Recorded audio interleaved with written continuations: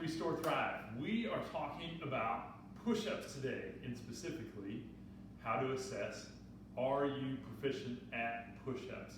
And so one of the things we talk about with all of our clients is, do you own the start and finish positions of the common movements that we see in the gym and in the world of strength and conditioning? So when we talk about push-ups, what we're talking about is horizontal pressing and pulling.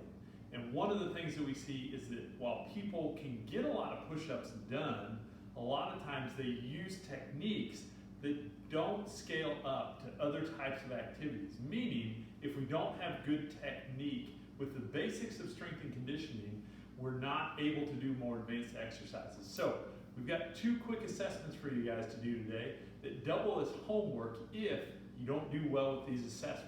So the first one is what we call the plank breath test. And what we're going to do here is get you into the top position of a push-up with a few key instructions. One is that your hands are right underneath your shoulders, not out in front, and not out wide, right underneath your shoulders. Two is that you're going to get your feet together so you can squeeze your butt and get your abs on.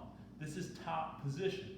Now what we want to see from here is that you can take a full inhale and exhale breath without changing the position of your back, without not being able to squeeze your butt, seeing your back arch or hang out in this bone-on-bone position. I should be able to keep my butt squeezed and rib cage down, chin tucked in, take a breath in, exhale, inhale,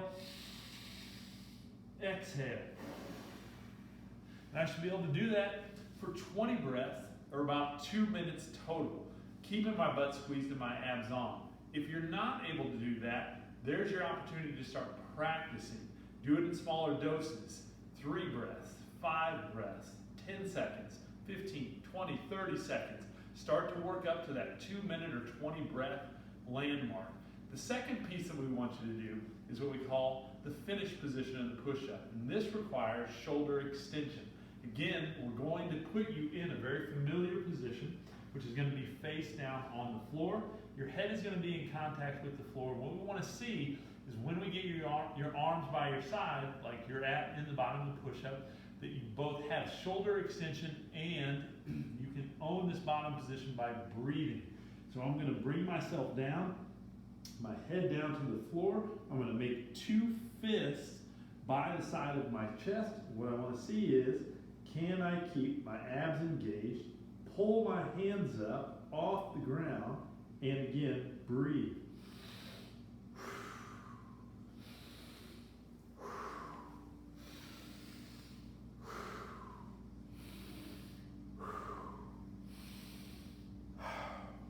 That's 5 breaths.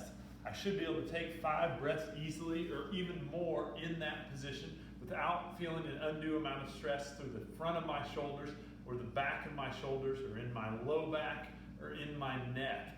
Again, if that's difficult for you, start to work in this position even with your hands on the ground, reclaiming that ability to breathe in that shape, which is the finished position.